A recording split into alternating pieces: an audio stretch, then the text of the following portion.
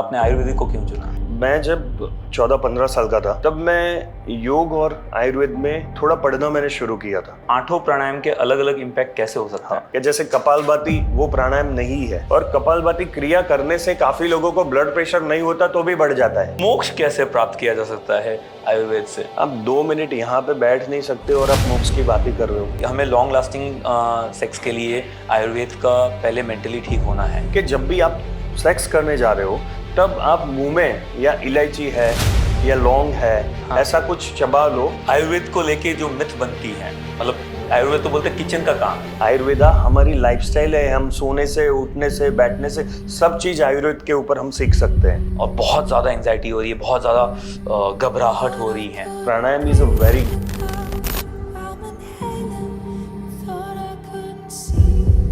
मुझे इंजेक्शन से बहुत डर लगता है और कभी कभी सोचता हूँ कि आज से कई साल पहले मेरे परदादा जो थे या उनसे भी पहले, वो तब तो इंजेक्शन था नहीं, तो वो कैसे इलाज करते थे? उनके पास में क्या ऐसी दवाइयाँ थी कि वो 100 साल जिए और मुझे अभी से थकान महसूस होती है? इस सवाल का जवाब ढूंढते ढूंढते हैं मैं एक इंसान के पास पहुंचा और वो इसके स्पेशलिस्ट हैं, आयुर्वेदिक के स्पेशलिस्ट है कि कैसे हमारी ही नॉलेज, हमारे ही घर से, हमारी किचन से और हमारे आसपास के पौधों से हम अपने हर बीमारी का इलाज कर सकते हैं। ऐसे आयुर्वेदिक के स्पेशलिस्ट हमारे बीच में हैं doctor Nirav Joshi. Welcome sir. Thank you. Hope आप माइंड नहीं करेंगे, मेरे सवाल थोड़े आड़े टेढ़े होते हैं तो I am always ready for, मेरे पास जो भी पेशेंट आते हैं बहुत सारे सवाल लेके आते हैं, तो we are used to that. Okay, क्यों आयुर्वेदिक को चुना आपने पहले? क्योंकि आसान है एलोपैथिक के इलाज करना, तो पर आपने आयुर्वेदिक को क्यों चुना? आयुर्वेद का कैरियर ऐसा था कि मैं जब 14-15 साल का था तब मैं योग और आयुर्वेद में थोड़ा पढ़ना मैंने शुरू किया था। तो जब 12th साइंस में जब मैं आया तो 12th साइंस में मेरे परसेंटेज इतने नहीं थे कि मैं एमबीबीएस में जाके एडमिशन ले पाऊँ, और मैं ओपन में आता था। हम ब्राह्मीण है तो ब्राह्मीण ओपन में आते हैं, तो एडमिशन वगैरह वहाँ पे होते नहीं है। और उस टाइम बहुत ही कम कॉलेज थी अपने गुजरात में आयुर्वेद की भी। पर मैंने जब एडमिशन लेने की बारी आई तो पहला आर्किटेक्ट इंजीनियरिंग में एडमिशन लिया और अहमदाबाद सेप्ट में मेरा एडमिशन भी हो गया। पर उसके बाद जब मेरे पापा और मेरे बुआ का लड़का, उसने मुझे बोला कि भाई वहाँ पे आर्किटेक्ट बनेगा तो तुझे काम दूसरों के पास जाके लेना पड़ेगा, और जब तू डॉक्टर बनेगा तो जो तेरे पास लोग आएंगे, तेरे को कस्टमर ढूंढने नहीं जाना पड़ेगा। मतलब आप नदी और कुएं की तरह चलना चाहते हैं कि नदी जो है वो प्यासे के पास जाती है और कुएं के पास प्यासा खुद आता है चलते हुए। तो आपको कुआं बनना ज़्यादा पसंद था। और अब तो ना ही सिर्फ हमारे सूरत से बट फॉरेन से भी लोग आते हैं मेरे पास सीखने के लिए। मैं आयुर्वेद सिखाता भी हूँ, मैं आयुर्वेद की ट्रीटमेंट भी करता हूँ। और मेरे एक्सपीरियंस के बारे में आप पूछो तो मेरा एक्सपीरियंस मल्टीटास्किंग है। मैंने एमएलसी में भी काम किया है, मैं अभी भी मेडिकल एडवाइज़र हूँ एक कंपनी में, जो एक जानी गिनी अपनी सूरत की फार्मा कंपनी है, वो आयुर्वेदिक प्रोडक्ट बनाती है। उसके रिसर्च में मैंने काम किया है, बहुत सारे प्रोडक्ट्स मैंने बनाए, रिसर्च पेपर मेरे नाम पे है। सो आयुर्वेद में वापस उसी सवाल पे आता हूँ। आयुर्वेद में उसके बाद मेरे पास ऑप्शन नहीं था, सबने बोला कि भाई तू अब इसमें चला जा, और मुझे क्लिक हुआ कि मेरा जो इंटरेस्ट था वो योग और आयुर्वेद में था पहले से। तो मैंने आयुर्वेदा चूज़ किया और फिर मैंने बेंगलोर जाके आयुर्वेद की पढ़ाई की 5.5 साल। लेकिन आपने जब रिसर्च कर रहे थे तो रिसर्च करते करते आपने कई एलोपैथिक स्पेशलिस्ट डॉक्टर्स, सर्जन्स के साथ में काम किया रिसर्च के लिए। जब मैं रिसर्च में था तो यहाँ सूरत में ही एक बड़ी हॉस्पिटल है, और मैं एक छोटे गांव से आता था। मेरा नेटिव है पालनपुर, और वहाँ से मैंने आके सूरत की बड़ी हॉस्पिटल में जंप लेना वो बहुत ही डिफ़िकल्ट होता है कि आप एक छोटे गांव से आते हो, एक छोटे सेटअप से आते हो, और बड़े सेटअप में उसको डाइजेस्ट करना। और विद इन 1 मंथ मैं पूरा वो हॉस्पिटल में सेट हो गया। बहुत अच्छी हॉस्पिटल है सूरत की। और वहाँ पे एक डॉक्टर ने मुझे पकड़ा कि भाई आप क्या कर रहे हो? तो मैंने बोला मैं रिसर्च में भी पढ़ रहा हूँ, मैंने पोस्ट ग्रेजुएशन क्लिनिकल रिसर्च किया है। तो उन्होंने बोला कि मेरे 2-3 प्रोजेक्ट आने वाले हैं, उसमें आपको काम करना है। तो मैंने उस टाइम चूज़ किया कि भाई जब मेरे फील्ड की चीज़ मुझे कुछ करने को मिल रही है तो मैं एलोपैथिक रिसर्च, पहले तो नॉर्मली इंडिया में रिसर्च कोई करता ही नहीं था, और वैसे ही सूरत में रिसर्च का प्रोजेक्ट मिलना, it was a very much difficult. पर फिर भी मैंने रिसर्च के प्रोजेक्ट 13 से 14 प्रोजेक्ट में मैंने एज ए कोऑर्डिनेटर जो दुनिया की बेस्ट फार्मा कंपनी है उसमें भी काम किया, और उसमें डॉक्यूमेंटेशन से लेके सब चीज़ में, पेशेंट काउंसलिंग से लेके सब चीज़ में, और पेशेंट डेटा में, सब में मैंने अच्छे से काम किया। और बहुत सारे मेरे खुद के इन्वेस्टिगेटर के तौर पे भी बहुत सारे रिसर्च आर्टिकल्स हैं। कौन सा रिसर्च आपको बहुत फैसिनेटिंग लगा, यार ये क्या नया निकल के आ रहा है? मतलब आपने बहुत सारे रिसर्च किए हैं, हाँ। तो कुछ तो एक आधा किस्सा ऐसा होगा ना जिसमें यार ये कुछ अद्भुत निकल के बाहर आया। एक्चुअली पर्सनली क्या होता है कि जब रिसर्च के प्रोजेक्ट मल्टीनेशनल से मिलते हैं ना, तो उनका क्राइटेरिया बहुत ही सेट होता है, हाँ। हमें उसी क्राइटेरिया में खेलना होता है। और जब क्लिनिकल रिसर्च होता है उससे पहले प्री क्लिनिकल रिसर्च होके आता है, यानी चूहे के ऊपर, पीक के ऊपर, डॉग के ऊपर, इसके ऊपर प्री क्लिनिकल रिसर्च होता है। वो होता है कि वो ड्रग जो हम दे रहे हैं वो इतनी सेफ है कि नहीं है, उसके लिए वो रिसर्च होता है। और फिर बाद में क्लिनिकल रिसर्च में आता है, और उसके phase 1 trial, second trial, third and fourth होने के बाद जब वो हजारों लाखों पेशेंट में वो दवाई ठीक रहती है, तभी पेशेंट्स में काम आती है।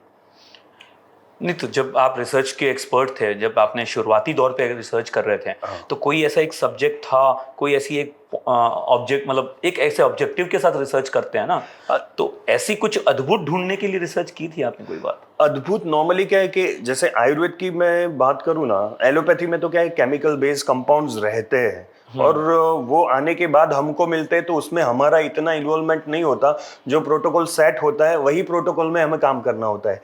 बट इंडिविजुअली आप जैसे मुझे बात करो तो मैंने बहुत सारे, जैसे हमने बीच में एक ऑयल के ऊपर रिसर्च किया था, तो जो ऑयल था उसका नाम एक जॉइंटेड करके ऑयल है। वो ऑयल पे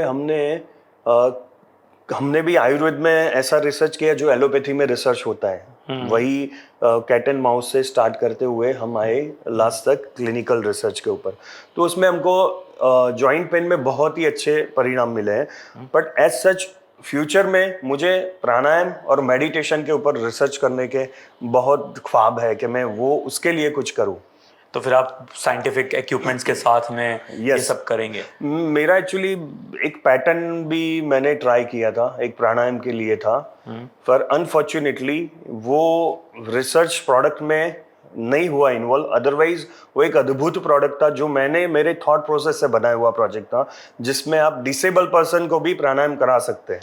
तो आपने अगर प्राणायाम पे रिसर्च किया, तो एक रिसर्च मैंने भी किया, मुझे उसको थोड़ा डीप आपसे जानना है। प्राणायाम के 8 किस्म के प्राणायाम होती है, हर प्राणायाम का अलग उसका इम्पैक्ट होता है। उसको बेहतर तरीके से आप बताओ कि वो 8 प्राणायाम के अलग अलग इम्पैक्ट कैसे हो सकता है। देखिए, आयुर्वेद और प्राणायाम इसको भी हम कंबाइन कर सकते हैं कि जैसे वात पित्त कफ की हम बात करते हैं, तो वात के लिए कौन सा प्राणायाम ज़्यादा अच्छा रहता है, पित्त वाले पर्सन के लिए कौन सा प्राणायाम ज़्यादा अच्छा रहता है, और कफ वाले पर्सन के लिए प्राणायाम कौन सा अच्छा रहता है। वैसे बहुत सारे प्राणायाम है। जैसे हम सिंपल प्राणायाम की बात करें कि जैसे कपालभाति, वो प्राणायाम नहीं है। लोग गलती करते हैं कि कपालभाति एक प्रकार की क्रिया है, अच्छा। पर हम क्या मानते हैं वो प्राणायाम है। और कपालभाति क्रिया करने से काफी लोगों को ब्लड प्रेशर नहीं होता तो भी बढ़ जाता है। क्या बात कर? तो जिसको आपको जाने बिना आप प्राणायाम करते हैं तो वो आपको फायदा कम, नुकसान ज्यादा करता है। इसीलिए योग भी आपको करना है तो ना ही आपको यूट्यूब और टीवी देख के, आपको अच्छे एक्सपर्ट के पास जाके ही योग को भी सीखना चाहिए। मैं एक रिसर्च कर रहा था और मैंने इसके ऊपर मैं चल रहा था, तो मैं एक एक करके आपके आता हूँ। जैसे आपने कहा कि प्राणायाम एक सही चीज के लिए करो तो रिवर्स इफेक्ट नहीं हो सकता। Yes. तो अब एक एक करके चलते हैं। हाँ, जैसे अभी सीजन आया है समर का। अभी yes. गर्मी के सीजन में, या तो पित्त प्रकृति वाले को, अब गर्मी के सीजन में हमें क्या चाहिए, ठंडक चाहिए। जब ठंडक चाहिए तो हमें करना चाहिए शीतली प्राणायाम।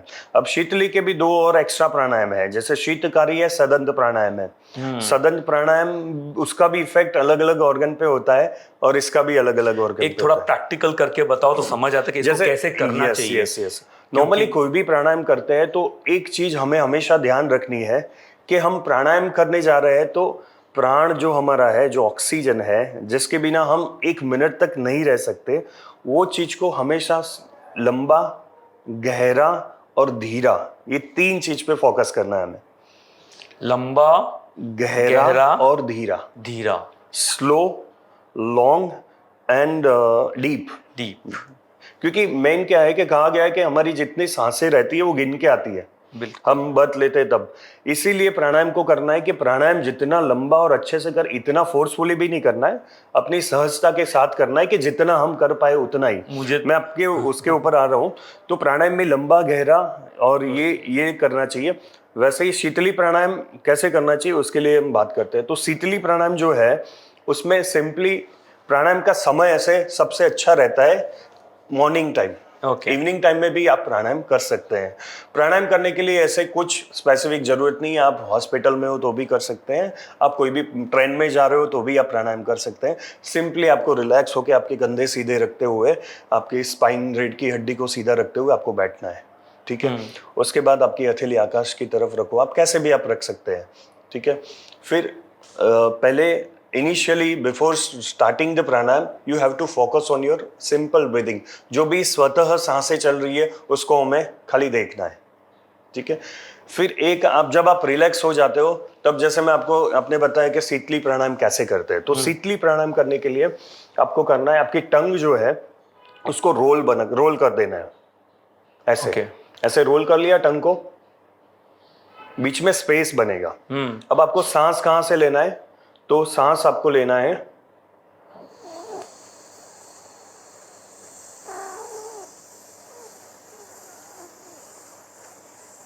माय गुडनेस, मैं थक जाऊंगा।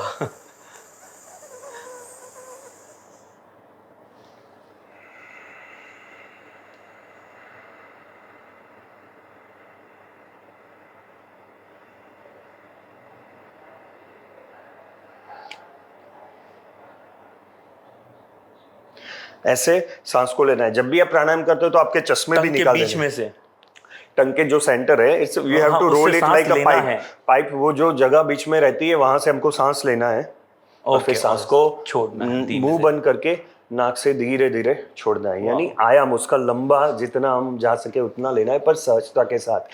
कोई फोर्स नहीं होना चाहिए उसमें, कोई दबाव नहीं पड़ना चाहिए, राइट। 2 मैजिकल प्राणायाम के बारे में बात करूंगा। हर कोई कहता है कि एक तो अनुलोम विलोम हमेशा करना चाहिए। क्यों वो इतना मैजिकल है? अनुलोम विलोम हमारे प्राणायाम और हमारे योग शास्त्र में कहा गया है कि हमारी 3 नाड़ियां रहती है, एक ईड़ा रहती है, पिंगला और सुषुम्ना। यानी हमारा जो प्राण है उसकी गति रहती है, ऊर्ध्व गति रहती है, अधोगति रहती है। जब हम अधोगति में हमारा प्राण रहता है तो हम मटेरियलिस्टिक चीजों में ज्यादा रहते हैं, और वही प्राण जब हमारा ऊपर की ओर जाता है तब हम एकदम सत्व में आ जाते हैं, ठीक है। तो जो नाड़ियां है दोनों, जो चैनल्स बोलते हैं, लेफ्ट साइड जो है ईड़ा और राइट साइड है पिंगला, उसके बीच में हमें प्राण को लाना है। और जब उसके बीच में प्राण हम ले आते हैं तब हम एकदम तंदुरुस्त मस्त रहते हैं, बिल्कुल कोई भी द्वंद के बिना रहते हैं, खुश रहते हैं, सत्व में रहते हैं। पर ऐसा हमारे 24 घंटे में काफी क्षणिक होता है कि प्राण दोनों नाड़ी में से जाते हुए एक नाड़ी में आता है, दोनों नाड़ी में आता जाता रहता है। तो उसको, प्राण को, हमारा मेन प्राणायाम और हमारे ध्यान वगैरह का फोकस है कि उसको बीच में लाना। और दूसरा जो मैजिकल है वो है भ्रमरी। भ्रमरी का एक रिसर्च मैंने देखा था कि सिर्फ एक भ्रमरी करने से मस्तिष्क की तरंगे 10 गुना बढ़ जाती है, उसका फोकस, उसका स्पीड 10 गुना बढ़ती है एक भ्रमरी करने से। अगर दिन में 10 भ्रमरी करे तो, और मैंने ट्राई किया था, वो साउंड जो अंदर गूंजता है और उसका जो इफेक्ट आता है तो फील ऐसा होता है। ऐसा क्यों वो मैजिकल है? हाँ, उसके ऊपर मैं आता हूँ, पहले मैं उसका फिनिश कर लेता हूँ। नाड़ी शोधन, सॉरी, आपने बताया कि अनुलोम विलोम। अब अनुलोम विलोम प्राणायाम जो नाड़ी को बैलेंस करना है, उसमें लेफ्ट नोस्ट्रिल और राइट नोस्ट्रिल से हम ब्रीदिंग करते हैं वो। अब उसका गलत तरीका क्या है कि लोग फटाफट ऐसे लेफ्ट से लिया, राइट से लिया। मैंने देखा है गार्डन में बैठे बैठे वो कहीं पे भी टीवी पे देखते हुए फटाफट यहाँ से सांस लेते, वहां से छोड़ते हैं, जैसे ट्रेन भाग रही है वैसे प्राणायाम नहीं करते हैं। प्राणायाम को हमेशा शांति से करना पड़ता है। ये अनुलोम विलोम भी आप जब कर रहे हो तो एकदम धीरे धीरे एक नासिका से सांस लो, मैक्सिमम दूसरी नासिका से बाहर लो, फिर उससे लो और फिर बाहर लो। ये सिंपल वे में आपको प्राणायाम करना है। अब आपने बताया कि भ्रामरी प्राणायाम के लिए बहुत सारे रिसर्च हुए, बहुत सारे प्राणायाम के रिसर्च इंडिया में नहीं बट फॉरेन कंट्रीज में हुए, इसीलिए वो लोगों को हमारे ये जो भी हमारा शास्त्र है उसकी कीमत है। अब जब आप बता रहे हो भ्रामरी प्राणायाम में होता क्या है कि हमारा जो शरीर है वो वाइब्रेशन से चलता है, शरीर में गति होती है। आयुर्वेद के हिसाब से भी जो वात है वो पूरे शरीर में गति प्रदान करता है। मेरा हाथ का हिलाना, मेरा बोलना, मेरा सोचना, हाँ, ये सब वात के अधीन आते हैं। ये सब Okay. चीजें, कोई भी मूवमेंट्स ऐसे शरीर में होती है वो सब वात के कारण है। नींद भी आती है तो हम क्यों, वात के कारण आती है। तो वात आउट ऑफ 100 70% जो भी क्रियाएं हमारे शरीर में है वो सब वात के कारण होती है। तो ये जो वात है वो प्राणायाम को हम कंपेयर कर सकते हैं, क्योंकि उसमें भी हम वात ही लेते हैं। 5 प्रकार के प्राण रहते हैं, प्राण, उदान, व्यान, समान और अपान। ये 5 प्रकार के प्राण रहते हैं और 5 प्रकार के प्राण हमारे शरीर को गवर्न करते हैं। जैसे भ्रामरी में वेव्स होते हैं कि जो जब हम मुंह बंद रखते हुए, चेहरा हमारा थोड़ा रिलैक्स रखते हुए, कान पे यहाँ पे हाथ रखे उसकी पोजीशन जो होती है वैसे हम करके जब हम सांस लेते हैं और जैसे वाइब्रेशन जो क्रिएट होते हैं वो वाइब्रेशन अमेजिंग होते हैं, क्योंकि शब्द जो भी होता है ना वो हमारी ब्रेन को स्टिम्युलेट करता है। तो जब हम हमिंग करते हैं तो ब्रेन स्टिमुलेशन जाता है।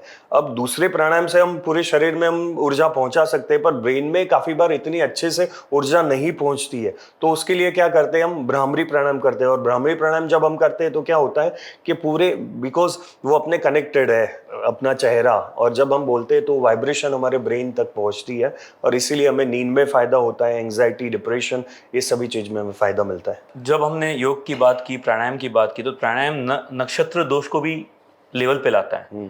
पर क्या आयुर्वेद की दवाइयाँ उस दोषों को ठीक कर सकती हैं? आयुर्वेद की दवाइयाँ तो दोषों को ठीक नहीं कर सकती, जैसे सही में बताऊं, और शायद कर सकती हो तो मुझे अभी तक उसका कोई समझो एक्सपोजर चंद्र नहीं दोष है। है या सूर्य दोष है। देखिए, ये दोष और ज्योतिष और आयुर्वेद, हाँ, ये दोनों आप कंबाइन कर सकते हो, और बहुत सारे उसमें रिसर्च भी हुए हैं ज्योतिष और आयुर्वेद में भी। ओके, कि जैसे आपने चंद्र का बोला, तो चंद्र सीधा कनेक्टेड है हमारे कप से, ठीक है। अच्छा। जैसे मंगल है तो मंगल सीधा कनेक्टेड है हमारे पित्त से, सूर्य कनेक्टेड है हमारे पित्त से, डाइजेशन से। तो उस वैसे हम कनेक्ट कर सकते हैं, क्योंकि पूरा ब्रह्मांड जो बना है वो पंच महाभूत से बना है। जो हमारे शरीर में दोष है वो भी पंच महाभूत से बने हुए हैं।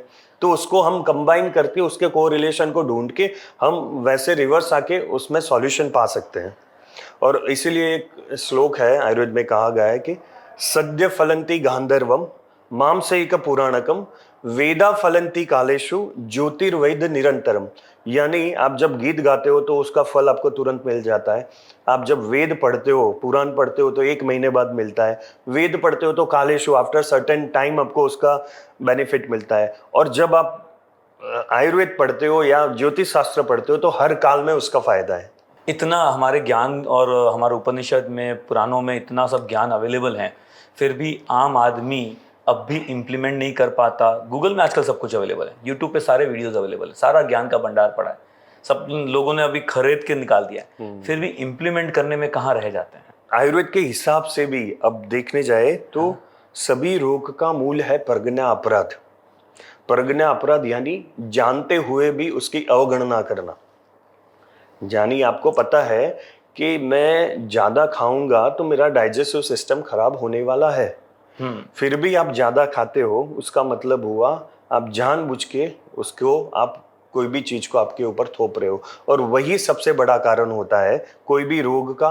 जैसा आपने बताया कि इसकी अवगणना क्यों की गई है, अपना इतना आयुर्वेदा है, पर जो चीज अपने पास होती है, जो जानते हैं, उसको हम इतना जल्दी से एक्सेप्ट नहीं करते हैं।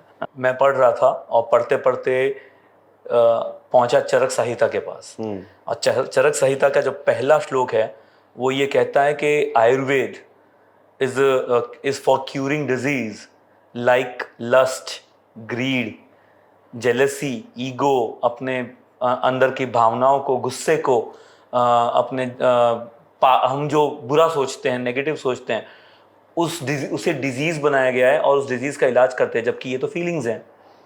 तो आयुर्वेद और फीलिंग्स उसको डिजीज बना के ठीक करता है, ये कैसे पॉसिबल है?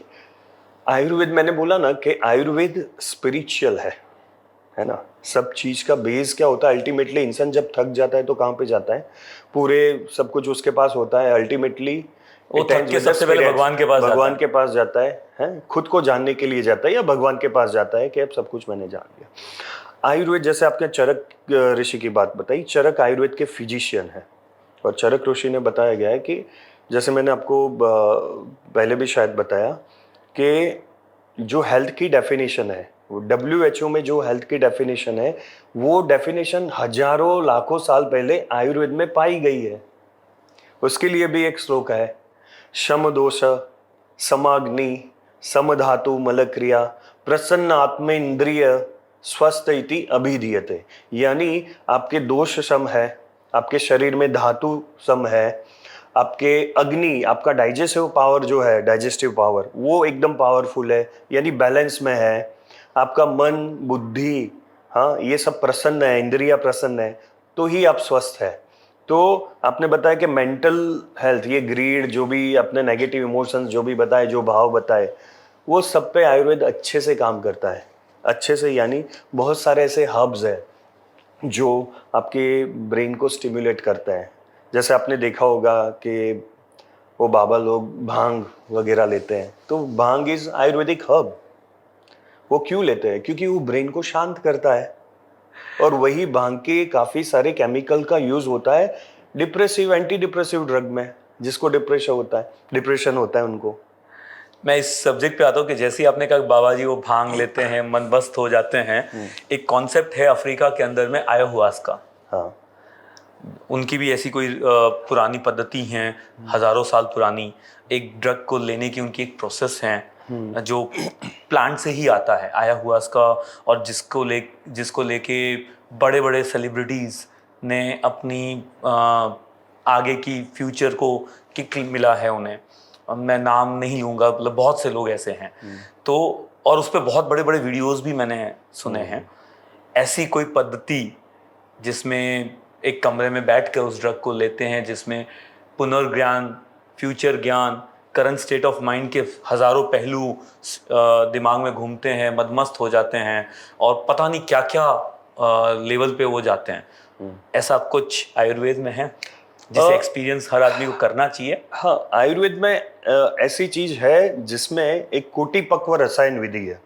यानी आपको कुटी पक्व रसायन विधि, कुटी पक्व रसायन। हाँ, तो कुटी पक्व एक प्रकार की कुटी रहती है, एक प्रकार की झोपड़ी जैसा बनाया जाता है। वहां पे आपको रहना होता है और आपको बहुत सारी उसमें दिनचर्या वगैरह का पालन करना होता है, और फिर उसके बाद में आप रसायन लेते हो। रसायन वो चीज़ होती है जो आपके शरीर के बल को बढ़ाती है। अब जैसे भी आपको स्पिरिचुअली भी आगे बढ़ना है, आपको बहुत सारे ऐसे एक्सपीरियंस लाइफ में करने हैं, तो उसके लिए पहले आपका स्वास्थ्य का ठीक होना जरूरी है। इसलिए अगर आपका स्वास्थ्य ठीक रहा तो आप ये ड्रग का जो सेवन करोगे, वो ड्रग भी आपको इतना इफेक्ट करेगा। ये प्लांट बेस्ड है? ये जो है वो सब प्लांट बेस्ड है। शरीर की क्लीनिंग किया जाता है। शरीर की क्लीनिंग करने के बाद, पंचकर्मा जिसको एक प्रकार का बोल सकते हैं, वो करने के बाद आप वो रसायन लेते हैं तो आपको बहुत अनुभूति होती है। अनुभूति ऐसे एक्चुअली बोलना चाहे तो मेरा कोई पर्सनल एक्सपीरियंस नहीं है, ना ही लोग इस ऐसी अनुभूति के लिए मेरे पास आते हैं। पर अगर आप अच्छे वे में उसको परसीव करना चाहते हो तो कर सकते हैं। और क्या ये लीगल है इंडिया में? इंडिया में लीगल नहीं है। इंडिया में लीगल ये कैनाबिस जो भांग मैं बोल रहा हूँ वो लीगल है, बट प्रिस्क्रिप्शन पे। जैसे आपको डॉक्टर का प्रिस्क्रिप्शन चाहिए, और वैसे आयुर्वेदिक फॉर्म में ऑयल भी मिलते हैं, कैप्सूल्स भी उसकी मिलती है, बट स्ट्रिक्टली वो डॉक्टर के प्रिस्क्रिप्शन के साथ मिलता है। और डॉक्टर को भी उसका डेटा जो पेशेंट को देता है, उसका डेटा को प्रिजर्व करना रहता है। मतलब ये चीज़ के बारे में मैं जब सुना था ayahuasca के बारे में, और अभी आपने मेरे को ये कुटी के बारे में बताया, तो ये तो बाबा जी की बूटी हो गई एकदम एक किस्म से। लेते हैं काफी लोग। नॉर्मली क्या है कि आज के तौर पे जो लोग, जैसे सूरत में भी हमारे जो लोग ड्रग्स ज्यादा लेते हैं, अब उसको ड्रग्स छुड़ाना है तो उसके लिए भी ये विधि काम आ सकती है। ये विधि नहीं, पर ये अपना जो कैनाबिस है, मेडिकेटेड फॉर्म में है, उसका एक्सट्रैक्ट है, उसका ऑयल है, वो अच्छे से काम आ सकते हैं। क्या बात है। और इसी से लोग जब स्पिरिचुअली आगे बढ़ते हैं, तो एक श्लोक मैंने पढ़ा था, दैट इज धर्मात् काम मोक्षाण, धर्मात् काम मोक्षाण आरोग्य मूल्य उत्तम। हाँ, ये आयुर्वेद का श्लोक है। यानी धर्म, अर्थ, काम और मोक्ष की प्राप्ति आपको चाहिए, हाँ, तो आयुर्वेद से बढ़िया कोई और चीज नहीं है। मोक्ष कैसे प्राप्त किया जा सकता है आयुर्वेद से? जब आप स्वस्थ धर्म समझ में आ हाँ गया। हाँ, धर्म समझ में आ गया, पर मोक्ष ऐसे प्राप्त होता है कि जब आप हेल्दी हो, क्योंकि आज आयुर्वेद है, योग भी है, कोई भी दर्शन शास्त्र है, उसका मेन उद्देश्य क्या है कि मोक्ष की प्राप्ति। बिल्कुल। जैसे हमारे षड दर्शनास है, हम्म। ठीक है, तो उसमें नास्तिक दर्शन है, आस्तिक दर्शन है, ठीक है, हाँ जी। और एक नास्तिक आस्तिक का भी ग्रुप है। ये 3 प्रकार के मेन दर्शन है। अब सबका मेन एम क्या है? तो मोक्ष की प्राप्ति। खाली एक चार्वाक को छोड़ दे। हाँ। चार्वाक ऐसा है कि वो ना पुण्य पाप, ना पाप पुण्य, कुछ पुनर्जन्म कुछ में नहीं मानता है। वो खाली मजे करो, खाओ पियो काटो, कुछ भी करो, अपनी जिंदगी जो, दूसरा कुछ जंगल होने ही राज। नहीं वाला है, आप आराम से जो। वैसा भी एक दर्शन है, उसको चार्वाक बोलते हैं।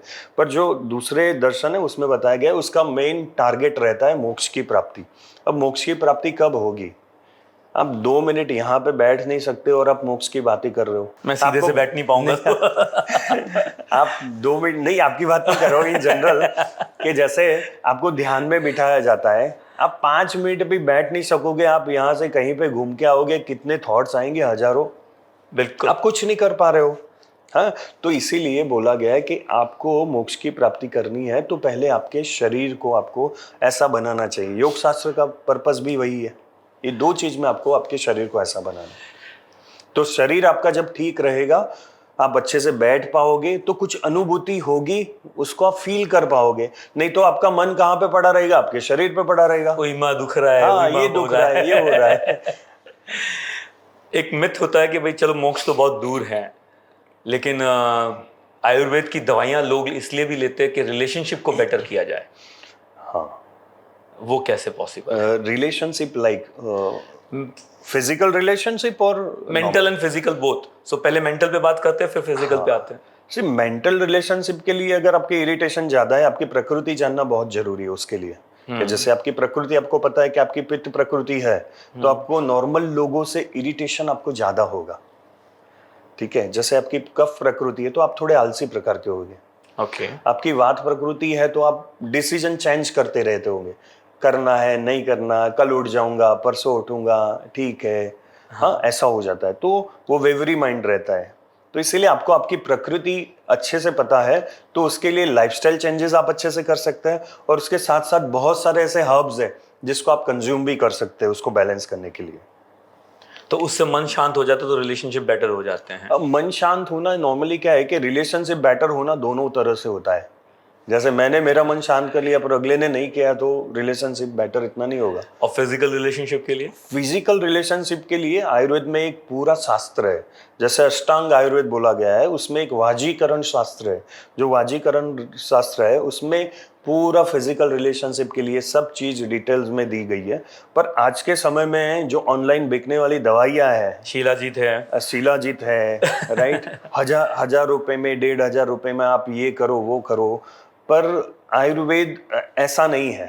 आयुर्वेद सच में देखे जाए तो ऐसा नहीं है। कोई एक आधा फॉर्मूला जिसको मतलब long lasting good love physical relationship के लिए मिल जाए, तो ऐसा कुछ फॉर्मूला ही बता दो। हाँ, फिजिकल रिलेशनशिप ऑफ सेक्स की जब आप बात कर रहे हो ना, तो वो होता है साइकोलॉजिकल। आपका मन का बहुत रोल होता है, ठीक है। तो आयुर्वेद की जो दवाइयाँ है वो मन के ऊपर काम करती है, आपकी वात को, पित्त को बैलेंस करती है, और फिर आपको रिजल्ट देती है। ऐसा कोई शॉर्टकट नहीं है, सिंपल। पर मैं आपको एक ट्रिकी बता रहा हूँ कि जब भी आप सेक्स करने जा रहे हो, तब आप मुंह में या इलायची है या लौंग है, हाँ। ऐसा कुछ चबा लो, आपके माइंड को थोड़ा डाइवर्ट कर लो, हाँ। और फिर आप सेक्स करो। हाँ। तो आपका पावर के साथ साथ नॉर्मली क्या है कि ड्यूरेशन भी बढ़ता है। तो ये एक चीज है, ये साइकोलॉजिकल है, क्योंकि sex is purely psychological thing. It's क्योंकि वो आपके मन के ऊपर है ना।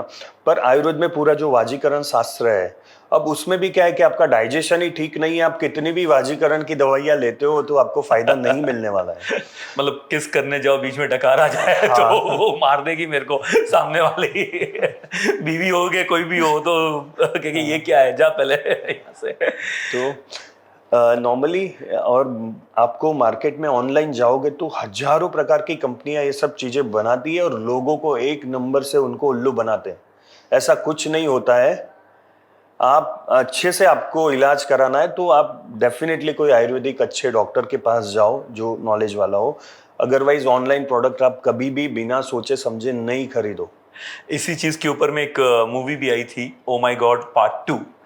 जब एक बच्चा मास्टरब्यूट करते हुए वीडियो निकलता है और सेक्स एजुकेशन के ऊपर में पूरी मूवी देखी होगी आपने। तो उसी से एक सवाल मैं नेक्स्ट पूछता हूँ कि क्या मास्टरब्यूशन एक रोग है या एक इसे पाप भी माना जाता है? देखिए, आयुर्वेद के तौर पे देखा जाए तो उसमें बोलने जाए तो त्रिदंड आयुर्वेद बोलते हैं। एक होता है जिसमें हमें तीन चीज़ों का जब हमने अच्छे से ख्याल रखा तो हम अच्छे रहते हैं, स्वस्थ रहते हैं।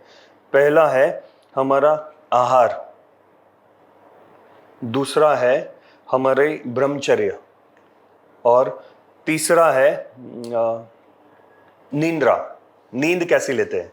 ये तीन चीज के ऊपर निर्भर हमारा स्वास्थ्य है। तो उसमें ब्रह्मचर्य वाला पार्ट ऐसा है कि उसमें कंट्रोल्ड सेक्स हमें करना चाहिए।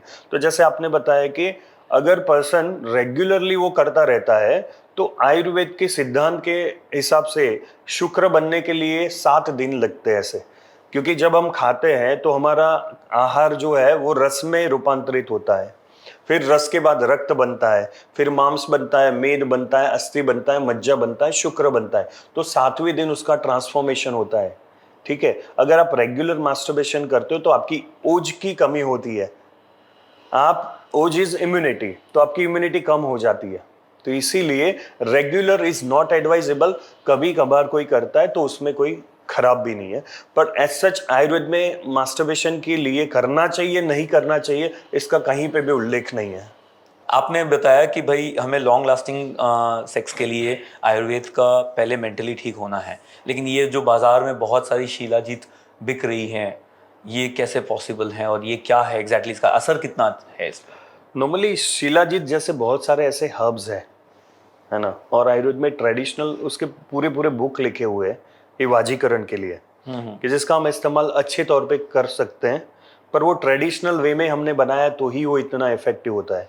अब आप देख रहे हो कि हर कोई ऑनलाइन एडवर्टाइज करता है, 900 रुपये में 600 रुपये में शिलाजीत बेचता है, इतना देता है। वो एक मार्केटिंग गेम है, आपको खाली शिलाजीत बेचना है उनको। एक गिम्बल है पूरा का हाँ, पूरा। और गेम यानी लाइक आप कोई भी व्यक्ति को उसके दूसरे पैरामीटर्स देखे बिना आयुर्वेदिक दवाई दे ही नहीं सकते। ऐसे ही आयुर्वेद को आप एलोपैथी की तरह बेच नहीं सकते। आयुर्वेद का पूरा एक तौर तरीका है, आपको बहुत सारे परीक्षा करनी पड़ती है पेशेंट की, उसके बाद उसके लिए वो शिलाजीत ठीक है, वो शिलाजीत को डाइजेस्ट कर पाएगा, वो लेने के बाद सच में उसको असर आएगी, ये सब चीजें जानना बहुत ही जरूरी है। और इसको बिना जाने लोग ऑनलाइन पढ़ते हैं, उससे ये सेक्स पावर बढ़ता है, मेरा स्टेमिना बढ़ता है, मैं जिम करता हूँ तो मेरे मसल्स में फायदा होता है। वो फायदा होना वो दूसरी चीज है, पर किसको लेना किसको नहीं लेना वो जानना बहुत ही जरूरी है। और दूसरा क्वालिटी, उसकी जो क्वालिटी अभी आ रही है, 1000 रुपये में आपको इतना बॉटल बेचते हैं, उसमें 500 रुपये उसके मार्केटिंग का कॉस्ट निकालते हैं। 500 में से नॉर्मली वो 200 रुपये 250 रुपये वो कमाते हैं, बचता कितना है? 200 रुपये में आपको उतना अच्छा शिलाजीत क्वालिटी का मिल ही नहीं सकता। तो आपने जैसे कहा कि ये पावर पॉसिबिलिटी है ही नहीं और उसका फॉर्मुलेशन हर शरीर के लिए अलग होता है। तो शरीर की इस फॉर्मुलेशन के अंदर में हमारे कई हमारे विटामिन्स हैं, मिनरल्स हैं, प्रोटीन पाउडर्स है, प्रोटीन की रिक्वायरमेंट रहती है। और जिम करते हैं तो जिम के अंदर में बहुत सारा आज कमी रह जाती है। इस कमी को दूर करने के लिए कोई एक आधा फॉर्मूला बता दीजिए कि ये प्रोटीन की कमी रहते है अगर मैं जिम जाऊं तो हाँ। कैसे उसको पूरा करूं? नॉर्मली प्रोटीन, और जैसे पहले शिलाजीत की बात चल रही थी, तो शिलाजीत इफेक्टिव है। आप अच्छे से उसको प्रोक्योर करो, उसका शोधन को उसको प्योरीफाई करो और अच्छे सोर्सेस के आप लो, क्योंकि शिलाजीत में भी केमिकल ही रहता है एक प्रकार का। मिनरल्स की कमी पूरी करता है। हाँ, तो जो मिनरल्स रहता है उसकी क्वांटिटी कितनी है, उसके परसेंटेज कितने हैं। अब मार्केट में 60% वाले मिलते हैं, 30% वाले मिलते हैं, 20% वाले मिलते हैं, जो लोगों को पता नहीं रहता है। तो इसीलिए आप अच्छी क्वालिटी वाला लोगे तो उसको आपको रिजल्ट मिलते हैं। ना ही सिर्फ इसमें, बट डायबिटीज में भी शिलाजीत का बहुत अच्छा रोल है, वेट लॉस में भी शिलाजीत का बहुत अच्छा रोल है। प्रोटीन की बात करें तो आज जैसे आपके फोर फादर 100 साल पहले कौन सा प्रोटीन लेते थे? तब कोई 25 प्रोटीन साल पाउडर था पहले नहीं। देखो ना, 25-30 साल पहले मुझे याद है कि कोई बीमार होता था तो हॉस्पिटल में उसको प्रोटीन एक्स का एक डिब्बा आता था। मुझे याद है वो प्रोटीन एक्स का डिब्बा देते थे, डॉक्टर देते थे, आपकी प्रोटीन की कमी है, आप ये लो। अभी आप देखो वो छोटे डिब्बे से इतने बड़े बड़े डिब्बे और उतने बाल्टी जैसे कैन हो गए हैं और लोग उसको अच्छे से मस्त होके ले रहे हैं। हाँ, और प्रोटीन बोलते हैं वो कौन सा प्रोटीन? वे प्रोटीन हाँ सबसे हाँ। अच्छा आप बोलते हैं। अब वो दूध में से बनता है, चावल में से बनता है, दूध में हाँ से दूध बनता में है। से बनता है, बराबर। अब प्रोटीन की एक्चुअल क्वांटिटी कितनी होनी चाहिए उसके लिए भी बहुत सारे पैरामीटर्स है। काफी लोग बोलते हैं कि आपका जो शरीर का वजन है उतना ग्राम आपको प्रोटीन लेना चाहिए, काफी बोलते हैं उससे आधा भी चल सकता है, हम्म। ठीक है। और जो स्कूप आप जो प्रोटीन पाउडर ले रहे हो उस स्कूप में 25 ग्राम, 30 ग्राम, 35 ग्राम जितने प्रोटीन्स रहते हैं, ठीक है। प्रोटीन हमारे शरीर के लिए साइंटिफिकली जरूरी है, ऐसा नहीं है, पर हम दालें वगैरह कम लेते हैं, लेंटिन्स हम कम लेते हैं, तो उसके कारण हमको प्रोटीन नहीं मिलता। इसके कारण अब जब हम ऊर्जा का यूज करते हैं तो इसीलिए प्रोटीन की मात्रा हमें ज्यादा चाहिएगी, इसीलिए वो लोग प्रोटीन लेते हैं। तो आयुर्वेद में कोई ऐसा फॉर्मूला है जिससे प्रोटीन की कमी दूर हो, चाहे किचन में हो या हर्ब्स में हो? नॉर्मली जो आयुर्वेद के हिसाब से देखा जाए तो आयुर्वेद नॉन वेजिटेरियन भी है, ऐसा नहीं है कि आयुर्वेदिक वेजिटेरियन है। तो वैसा ये भी कैसे मीथ है कि आयुर्वेदिक वेजिटेरियन ही है। आयुर्वेद माने आपको कुछ नहीं है, आयुर्वेद में आपको मांस की वृद्धि करता है। जैसे टीबी हुआ है तो टीबी के लिए पेशेंट को हम एडवाइस करते हैं कि आप अजय मांस खाओ, यानी जो बकरे का गोश्त रहता है वो खाओ। तो प्रोटीन के लिए एक्चुअली शायद ऐसा भी हो सकता है कि सालों पहले जो नॉन वेजिटेरियन थे उनको प्रोटीन उसमें से मिल जाता होगा, पर जो वेजिटेरियंस लोग थे वो दाल वगैरह में से इनफ क्वांटिटी ऑफ प्रोटीन ले पाते थे। आपने बताया कि कुछ ऐसा स्पेसिफिक, तो जो नॉन वेजिटेरियन है वो उसके हिसाब से वो चिकन वगैरह खा के उसमें से प्रोटीन ले सकते हैं, और जो वेजिटेरियन है वो चने है, मूंग की दाल है, उसमें से प्रोटीन या दूध में से प्रोटीन ले सकते हैं। बाजार में बहुत से अभी आज की तारीख में आयुर्वेदिक प्रोडक्ट, ऑर्गेनिक प्रोडक्ट, बहुत सारा ऑथेंटिक निकल के आ रहा है, लेकिन बहुत सारा अंदर मिक्सचर है, पता ही नहीं चलता है सच में वो ऑर्गेनिक है कि नहीं है, वो सच में आयुर्वेदिक का रियल फॉर्मूला है कि नहीं है। इसको डिफरेंशिएट कैसे कर सकते हैं? देखिए, organic farming is very difficult farming. अगर आपके पास लैंड है और आपको ऑर्गेनिक फार्मिंग करना है तो उसके लिए बहुत सारे गवर्नमेंट के रिक्वायरमेंट होते हैं, उसको आपको फॉलो करना पड़ता है। जैसे सिंपल एक मैं बताऊं तो जो लैंड होती है उसके आसपास की लैंड भी without any kind of chemicals या कुछ भी फर्टिलाइजर यूज किए बिना होनी चाहिए। अगर वो लैंड में भी फर्टिलाइजर है तो आपको परमिशन नहीं मिलता इतनी 3-4 साल तक, फिर उसके बाद आपको परमिशन मिलता है। अब क्या है कि अपने देश में तो कहीं से भी कुछ भी possible है। सर्टिफिकेशन आप ले लो, प्रोडक्ट को ऑर्गेनिक बना लो, खाली लोग वहाँ पे देख लेते हैं, ऑर्गेनिक नाम से सुन के पढ़ के ले लेते हैं, बट काफ़ी बार नहीं, 70-80% ऑथेंटिसिटी नहीं होती है, क्योंकि जिसके पास सर्टिफिकेशन है वो बंदा भी दूसरी प्रोडक्ट लाके उसमें डाल के बेच देता है क्योंकि उसके पास सर्टिफिकेशन है। तो आज की तारीख में ऑर्गेनिक और आयुर्वेदिक ये दो शब्द मार्केटिंग स्टंट बन गए हैं। Not, yes definitely we can say not marketing stunt, पर जो अच्छा है वो अच्छा है, जो बुरा है वो बुरा है। नॉट ओनली फॉर आयुर्वेदा और ऑर्गेनिक थिंग्स, पर जो यूनिवर्सल रूल है जो अच्छा है वो सबके लिए अच्छा है। जैसे आयुर्वेदा सबके लिए अच्छा ही है, ऑर्गेनिक भी सबके लिए अच्छा ही है। हाँ, पर हमें पता कैसे चले कि सच में वो है कि नहीं? सिर्फ बोलने से थोड़ी वो हम मान लें कि अगला है। वो काफ़ी सारे उसके जो सर्टिफिकेशन होते हैं उसकी ऑथेंटिसिटी पे हम विश्वास कर सकते हैं। जैसे दूध के लिए और घी के लिए मुझे बहुत सारे पेशेंट आके पूछते हैं कि सर कौन सा दूध पीना चाहिए, कौन सा घी लेना चाहिए। तो मैं पर्सनली मैं कुछ एडवाइस नहीं करता, क्योंकि मैं कोई ब्रांड पे ऐसे भरोसा नहीं करता हूँ, क्योंकि सब आज कमाने बैठे हैं कुछ ना कुछ डालेंगे, कल वो के कोई बोलेगा सर आपने बोला था, तो वो आएगा किसके ऊपर? मेरे ऊपर।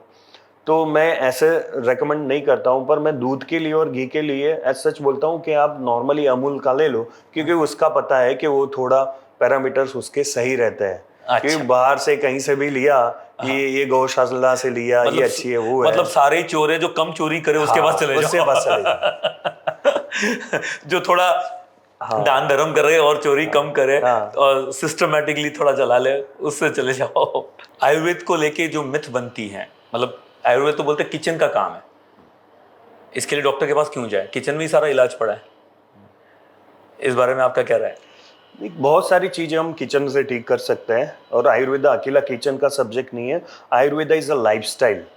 आयुर्वेदा हमारी लाइफस्टाइल है। हम सोने से, उठने से, बैठने से, सब चीज़ आयुर्वेद के ऊपर हम सीख सकते हैं। तो किचन में से बहुत सारी चीज़ें हम जैसे यूज़ कर सकते हैं। मैं एग्जांपल देता हूँ। 2 दिन पहले ही एक मेरे पास पेशेंट था। अब सी हैड अ कैंसर, और उसको पेन हो रहा था यहाँ पे, ब्रूसिस जैसे होते हैं, लाल लाल हो जाता है, और ज़बरदस्त सीवियर पेन था। तो पेशेंट मेरे पास आया, बोला कि सर मुझे पेन हो रहा है।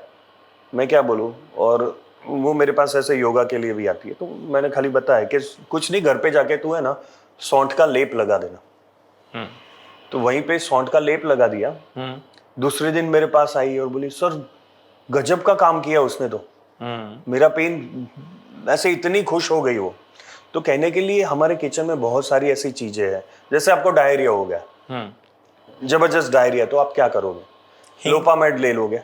डोपामेट की घर हाँ, पे अगर इलाज करना तो कॉफी पी लोगो। यस। हींग भी आपको क्या है कि हींग आपको गैस कम करेगी, वैसा करेगी। हाँ। पर नॉर्मली जब आपको डायरिया है ज्यादा, तो आपके नाभि के अंदर है ना, आप सौंठ भर दो, आपका डायरिया बंद हो जाएगा। अगर आप ऐसे इलाज दोगे तो हम आपके पास आएंगे क्यों? नहीं, जो आयुर्वेदिक डॉक्टर होता है ना, हाँ, उसको ऐसा रहता है कि जो जेन्युइन डॉक्टर होता है वो पैसों के पीछे भागता नहीं है, क्योंकि वो इतना अच्छा काम करता है कि पैसे उसके पीछे आके भागते हैं। जैसे आपने कहा कि वो पेशेंट आपकी कैंसर की थी, हाँ।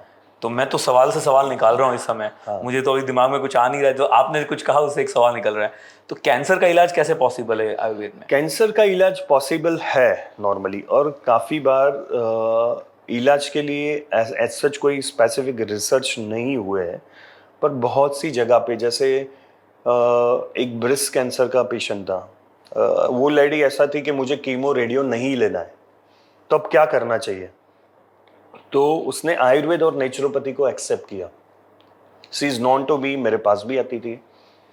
तो 2 साल बाद उसका मैसेज आया कि she is cured from the cancer, right. जैसे आपने अभी नवजोत सिद्ध सिंधु को, और शायद उसकी वाइफ को, जो देखा कि अच्छे डाइट, खान पान वो चेंज किया है और कैंसर में बेनिफिट होता है। तो मैं ऐसा डायरेक्टली ऐसा नहीं क्लेम करूंगा कि आयुर्वेद में आ जाओ आपका कैंसर ठीक हो जाएगा। ऐसा नहीं होता है, हर केस में नहीं होता है। और जहाँ पे ज़रूरत है, हमें मॉडर्न साइंस का भी हमें फ़ायदा उठाना चाहिए, क्योंकि वो भी एक साइंस है। जैसे आयुर्वेदा एक साइंस है, वो भी एक साइंस है। पर आयुर्वेदा आप जैसे बता रहे हो एक लाइफस्टाइल का हिस्सा है, सिर्फ दवाएं नहीं है। आम आदमी को आयुर्वेद बोलते ही दवाएं दिखती हैं, कड़वी दवाइयाँ, वो घासा, वो मतलब पाउडर, और वो बाबा जी की बूटियाँ, ये सब उनको लगता है आयुर्वेद है। तो क्या आपके हिसाब से योग भी आयुर्वेद का हिस्सा है, नींद भी आयुर्वेद का हिस्सा है, हम जो बोलते हैं वो भी आयुर्वेद का हिस्सा है? मैंने बोला ना कि जब आयुर्वेद आपको अच्छे से उसको डाइजेस्ट करना है, तो आपको आयुर्वेद को जीना पड़ेगा। आयुर्वेद को जिए बिना आप आयुर्वेद को डाइजेस्ट नहीं कर पाओगे। मैं बहुत साल पहले की एक कहानी बताता हूँ। जब मैं कॉलेज में पढ़ता था, और हमारा सेकेंड ईयर में होता है कि कंपाइलेशन होता है ये सब हर्ब्स का, कि आपको 150 हर्ब्स जंगल में से इकट्ठा करना है, उसको आइडेंटिफाई करना है कि ये हर्ब, ये तुलसी है, ये अशोका है, और उसके बेनिफिट्स वगैरह लिखने होते हैं, उसका जर्नलिंग करना होता है। तो मैं गया था माउंट आबू। तो माउंट आबू में मुझे पता चला कि यहाँ पे कोई डॉक्टर है, अमेरिका से आए हुए हैं, और वो बनाते हैं कुछ प्रोडक्ट। मैं आपको बताता हूँ, 2006 की बात, 5-6 की बात, 5 की शायद। तो वो डॉक्टर थे, तो क्यूरियोसिटी थी, तब मैं नया नया आयुर्वेद में था, सीखता था, तो मुझे भी मज़ा आ रहा था। मैंने बोला मिलते हैं, तो मैं अकेला मिलने गया उनसे। देखा तो वहाँ पे पड़े थे आंवलास, खाली आंवला थे। वहाँ से ताजे ताजे माउंट आबू में वहाँ से तोड़ के 2-4 मजदूर काम कर रहे थे, आंवला वहाँ पे पड़े थे, 2-4 मिक्सचर थे, और इतनी इतनी डिब्बियों में प्रोडक्ट बने हुए थे। मैंने पूछा कि सर, और वो भी डॉक्टर थे आयुर्वेद के। बोले कि मैं 30 साल यूएस में रहा हूँ, अभी रिटायर होके मुझे अब कुछ नहीं करना है, यहाँ से बैठे बैठे मैं ऑनलाइन, उस जमाने में यानी आज से 20 साल पहले, मैं आयुर्वेदिक प्रोडक्ट अमेरिका बेचता हूँ। और वो भी हर रोग की एक ही दवा मैं आंवला ही देता हूँ, हर रोग की एक दवा? आंवला ही देता हूँ। How इसीलिए that- उन्होंने मुझे बताया, ये बात कहाँ से शुरू हुई, उन्होंने मुझे बताया कि जो आंवला है ना वो हर रोग को ठीक कर सकता है, आपको कैसे देना है वो आना चाहिए। ठीक है, आंवला को अमृत बोलते हैं ओके। वो। और उन्होंने बताया कि आंवला इतना है, उसमें मैंने इतना पूरी जिंदगी मैंने खपा दी। तो आयुर्वेद का रस शास्त्र है जिसमें पारद आता है, गंधक आता है, यानी सल्फर, मर्क्यूरी, ये सब चीजें आती है। तो आयुर्वेद इतना विशाल है कि आपको सालों साल लगेंगे, इसीलिए आयुर्वेद को डाइजेस्ट करना इतना इजी नहीं है। Allopathy is quite easy to understand, क्योंकि इसमें 10 दवाई है। आप डायबिटिक डॉक्टर के पास जाओगे, 20 दवाइयों में उसका खेलना है। पर आप एलोपैथिक डॉक्टर के पास जाओगे, हर 20 पेशेंट को हर 20 नई दवाई देगी। तो ये है आयुर्वेद।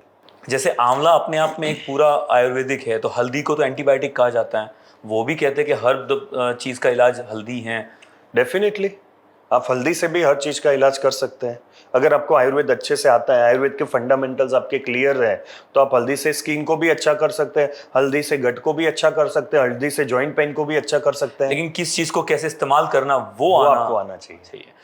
और उसी में फिर तुलसी भी ऐसी है जिसे आयुर्वेद की रानी कहा जाता है। तुलसी को क्यों आयुर्वेद की रानी कहा जाता है? तुलसी भी ऐसा कंपाउंड है, जैसे एंटीऑक्सीडेंट्स हम बोलते हैं, जैसे विटामिन वगैरह है। तो ऐसे आयुर्वेद में बहुत सारे हर्ब्स हैं कि जो एंटीऑक्सीडेंट्स एंड विटामिन की तरह काम करते हैं। तो तुलसी स्पेसिफिकली हमारे स्किन के ऊपर काम करती है, तुलसी हमारे रेस्पिरेटरी ट्रैक के ऊपर काम करती है। अगर आप तुलसी के पत्ते रेगुलर चबाते हो तो आपकी इम्यूनिटी भी बढ़ती है। ठीक है। और एलोवेरा को राजा कहा गया है। एलोवेरा एक्चुअली ये राजा रानी सब नाम तो लोगों ने ही दिए हुए हैं। हाँ। ऐसे तो आयुर्वेद के हर एक हब में अपनी सुपीरियर और बहुत अच्छी क्वालिटी रहती है, ऐसा नहीं है कि यही अच्छा है। एलोवेरा फीमेल के लिए ज़्यादा अच्छा है। एलोवेरा जिसको जैसे पित्त होता है, एसिडिटी होता है, वो एलोवेरा का जो गर रहता है उसको आप जेल को आप ले सकते हैं, आपका पित्त कम हो जाएगा, आपकी एसिडिटी कम हो जाएगी। तो एलोवेरा का मल्टीपल यूज़ है। स्किन के लिए आप अप्लाई कर सकते हैं, बालों में आप सॉफ्टनिंग के लिए अप्लाई कर सकते हैं। आयुर्वेद के जो आपने सारे इलाज बताए, इसकी एक एक तो समस्या ये है कि ये बहुत स्लो काम करते हैं। अभी समझो मुझे इस समय अचानक से बुखार आ जाए, तो मुझे इस 102 बुखार आ गया तो मुझे तुरंत डोलो लेनी पड़ेगी, पैरासीटामॉल लेना पड़ेगा, और अपने टेम्परेचर को पहले डाउन करना पड़ेगा। फिर मेरे अंदर की जो बीमारी है, चाहे वो मलेरिया हो या कीटाणु बैक्टीरिया हो या फिर फूड पॉइजनिंग हो, उसका इलाज करना पड़ेगा। लेकिन आयुर्वेद के अंदर में कब उसका इलाज होगा? कब? ये एक मिथ है या ये रियलिटी है? नहीं, मैं उसको दूसरे तौर से देखना चाहूँगा कि जैसे आप सोचो 400-500 साल पहले जब बुखार आता था तो हम क्या करते थे? हम डोलो लेने जाते थे क्या? तब कोई पैरासिटामोल था ही नहीं। कुछ था ही नहीं। तो क्या करते थे फिर? तो उस टाइम क्या करते? हम पहले धैर्य रखते थे। पेशेंस। तो पेशेंस बहुत ही जरूरी है। आपने पेशेंस रखा तो शरीर, हम गलती वही कर रहे हैं कि जो पहले दिन जैसे बुखार आया 1 घंटे में हमने दवाई लेना शुरू कर दिया। अब जब हम दवाई लेते हैं तो क्या होता है पता है?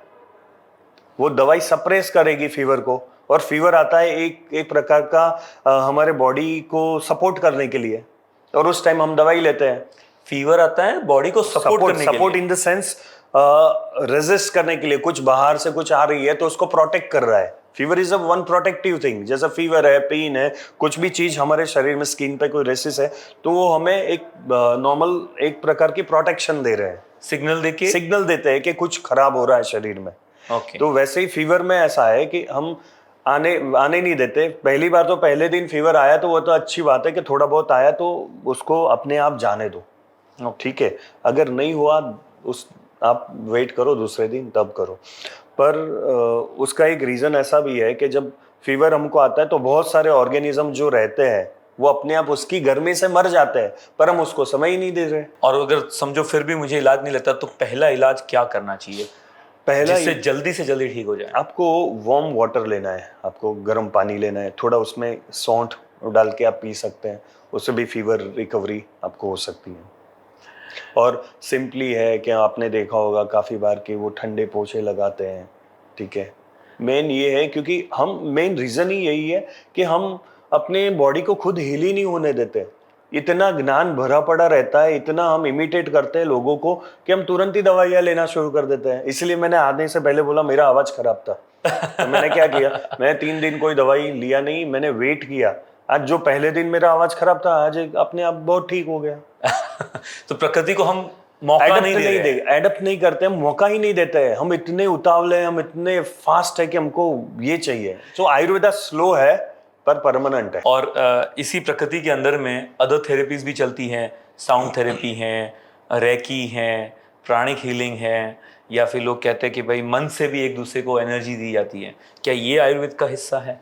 ये सब आयुर्वेद का एज सच हिस्सा नहीं है। हाँ। पर वो एक प्रकार की हॉलिस्टिक थेरापीज आप बोल सकते हैं। और क्या इसे मानती है आयुर्वेदिक?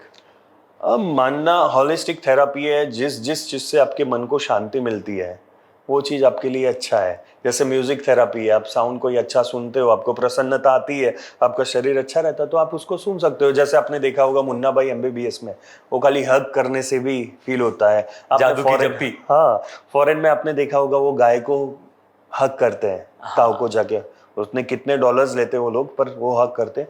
तो एक एनर्जी ट्रांसफॉर्मेशन तो होता ही है।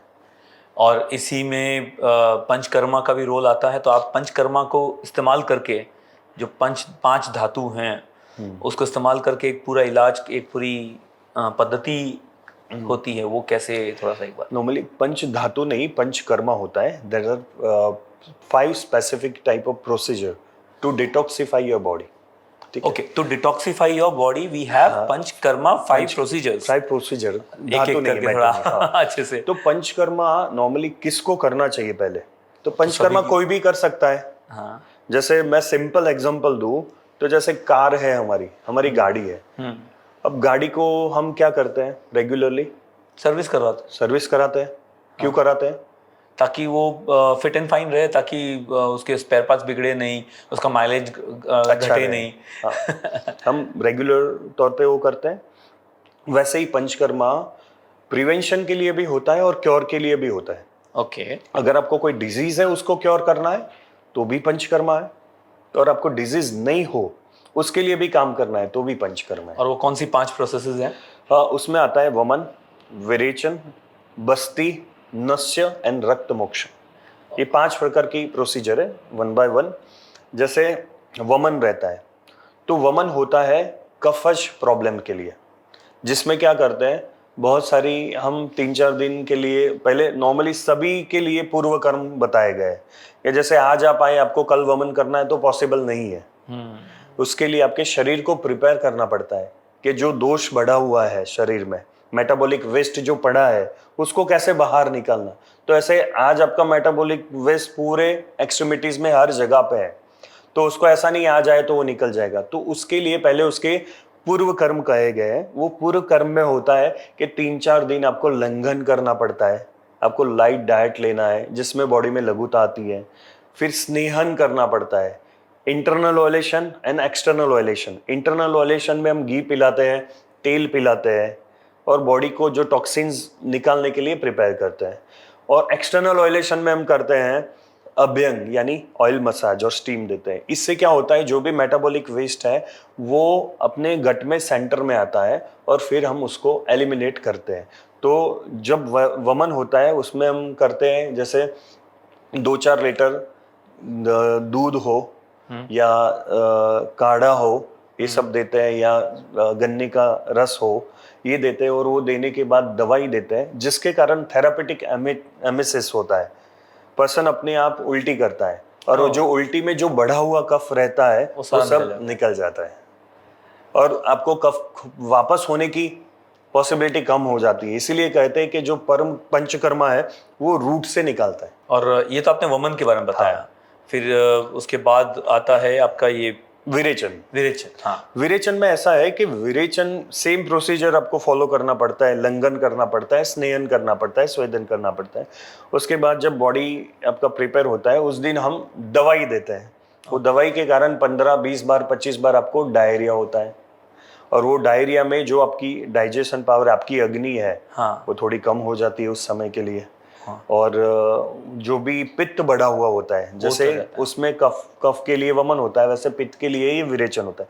तो जो पित्त बढ़ा होता है वो एलिमिनेट हो जाता है बॉडी में से और आपका डाइजेस्टिव पावर जो है रिस्टोर हो जाता है, गाड़ी फिर से अच्छे से चलने के लिए रेडी हो जाती है। और उस प्रोसेस में एक वो पोटली का इस्तेमाल आप बहुत करते हैं। हाँ नहीं, पोटली इज अ डिफरेंट, जैसे वमन और विरेचन दो पंचकर्मा के हिस्से हुए, पोटली वैसे ही उपकर्मा का हिस्सा है। जैसे साउथ में केरला साइड और उस साइड पहले लोग, अभी तक भी लोग 70-80% वो लोगों ने अडॉप्ट किया है आयुर्वेद को। कोई भी चीज है तो उसके लिए पहले आयुर्वेद में जाते हैं। वही ट्रेंड अब महाराष्ट्र और पूरे इंडिया इवन फॉरेन में आया है। तो पोटली एक प्रकार का पेन के लिए, मसल्स के लिए, रिलैक्सेशन के लिए, आपके दर्द के लिए एक मसाज है, उसको पोटली मसाज कहते हैं। वो आयुर्वेद का, वो सॉरी ये पंचकर्मा का हिस्सा नहीं है, वो है उपकर्मा ऑफ पंचकर्मा। पर है तो आयुर्वेद का ही। हाँ आयुर्वेद का ही हिस्सा है, क्योंकि उसमें जो मेडिसिन जो भी यूज होता है, हर्ब्स वगैरह, वो एकदम फ्रेश हर्ब्स होते हैं, फ्रेश पोटली होती है और वो आप करते हैं। गजब ही ज्ञान है, मतलब इस भंडार में तो घुसते जाओ, कोई अंत ही नहीं आ रहा है। तो वमन हुआ, विरेचन तीसरा इसका पंचकर्मा में प्रोसेस है नस्य का। अब आयुर्वेद में कहा गया कि नासा ही सिरसो द्वार, आपको कोई भी दवाई नाक में डालोगे तो ब्रेन में पहुंचेगी। हाँ। ब्रेन में दवाई पहुंचाने का दूसरा कोई रास्ता नहीं है, ऐसा आयुर्वेद में कहा गया है। तो अगर आपको ब्रेन और अपने साइनस और ये कैविटीज को आपको एकदम क्लियर रखना है, एकदम अच्छा रखना है, तो फिर आपको नस्य करके ट्रीटमेंट है। इसमें आपको सिर पे मसाज करते हैं, स्टीम देते हैं और उसके बाद नाक में मेडिकेटेड घी या ऑयल या पाउडर ऐसे कर सकते हैं। और नस्य तो हमारी दिनचर्या का हिस्सा भी है, डेली रूटीन में भी हमें नस्य करना चाहिए। इससे हमारा मेमोरी पावर अच्छा होता है, आंखें अच्छी होती है, हमारा स्किन का कॉम्प्लेक्शन अच्छा होता है, साइनसाइटिस नहीं होता, एलर्जीज हमको नहीं होती, बहुत सारी माइग्रेन नहीं चीजें होते हैं। माइग्रेन नहीं होता है, और क्या हेडेक नहीं होता इससे है। लकवा यानी पैरालिसिस का इलाज हो सकता है? नस्य से, हाँ। नस्य के साथ साथ दूसरे जो ट्रीटमेंट्स है उसको एडप्ट करने के साथ पैरालिसिस में बहुत अच्छे एविडेंस बेस्ड रिजल्ट है आयुर्वेद के पास। एक कॉन्सेप्ट पे मैं आया था और बहुत यूनिक कॉन्सेप्ट मुझे लगा, लेकिन मुझे समझ में थोड़ा अच्छे से नहीं आया। That is called Ayurvedic clock. Ayurvedic की गति, आयुर्वेदिक की क्या है ये आयुर्वेदिक क्लॉक? एक्चुअली जैसे आयुर्वेद में मैंने बताया कि 3 दोष रहते हैं, वात, पित्त और कफ। तो उसकी दिन के समय और रात के समय में प्रेडोमिनेंसी रहती है, यानी सुबह एक दोष बढ़ा हुआ रहता है, दोपहर में एक नेचुरल फॉर्म में वो बढ़ा रहता है और उसका टाइम स्पेसिफिक रहता है। इसलिए आयुर्वेदिक क्लॉक को डिवाइड किया है 24 आवर्स में। दिन में 12 hours, day 12 hours and night 12 hours. तो सुबह जब हम 6 से 4 घंटे का हम डिवाइड कर दे तो 12 आवर्स हो गए। पहर बोलते थे पुराने जमाने में। प्रहर बोलते थे। तो 6 बजे से 10 बजे तक का जो भी समय रहता है वो रहता है कफ का। ओके, सुबह उठते ही। हाँ, सुबह उठते ही आप 6 बजे उठते हो, 6 से 10 का रहता है कफ का। पर आयुर्वेद बोलता है कि आपको ब्रह्म मुहूर्त में उठना चाहिए। तो ब्रह्म मुहूर्त होता है वातज काल, वो होता है रात का 2 बजे से सुबह 6 बजे का समय। जैसे मैं आपको बता रहा था कि 3 दिन में 3 स्प्लिटेड है, आपके 6 to 9 and 6 to 10 and 10 to 2 and 2 to 6। वैसे ही रात को, शाम को 6 से 10 उसमें रहता है कफ का प्रेडोमिनेंसी, और 10 से दोपहर में 2 बजे तक रहता है पित्त का प्रेडोमिनेंसी। इसीलिए हमको रात को काफी बार भूख भी लगती है। जैसे हम रात को जगे 12 बजे तो फिर से भूख लगना, क्योंकि वो पित्त का समय है। वैसे ही जो रात का 2 बजे से सुबह 6 बजे तक का समय है वो वात का समय है। इसीलिए हम काफी बार हमको ड्रीम्स ज्यादा आते हैं, क्योंकि वात का स्वभाव ही चंचलता है, इसलिए ड्रीम्स आते हैं। तो अगर आपने आयुर्वेदिक क्लॉक को फॉलो किया, यानी सुबह का नाश्ता हमने एकदम लाइट लिया क्योंकि वो कफज काल है, उसमें अच्छे से एक्सरसाइज किया, वो सबसे अच्छा समय है एक्सरसाइज के लिए। और हमारा जो लंच है हमने 12 बजे रखा। 12 बजे सबसे बेस्ट टाइम है लंच का, क्योंकि पित्त उसके हाइट पे रहता है, तो डाइजेशन पावर एकदम अच्छा रहता है। और जब डाइजेशन पावर अच्छा रहता है तो वो हमारे लिए अच्छा रहता है डाइजेशन के लिए। उसके बाद है इवनिंग का टाइम। तो इवनिंग का टाइम है क्रिएटिव टाइम, जब वात रहता है। हाँ। जैसे 2 बजे से शाम को 6 बजे तक, तो क्रिएटिव चीज़ें जो भी हमें करनी है वो चीज़ हम उसमें कर सकते हैं। इसीलिए शाम को हमें बोलते हैं कि आपको जैसे 4-5 बजते हैं तो कुछ आपको उस टाइम आप हल्का कॉफ़ी, चाय ऐसा कुछ ले सकते हैं। चाय यानी हर्बल टी, क्योंकि आयुर्वेदा कभी दूध वाली चाय में मानता नहीं है और आयुर्वेदा में चाय जैसा कोई हब है ही नहीं। Okay, so it's herbal tea. चाय इंपोर्टेड हर्ब है, बाहर से मंगाई हुई चीज है। हाँ। और आयुर्वेद में चाय का कोई उल्लेख है ही नहीं।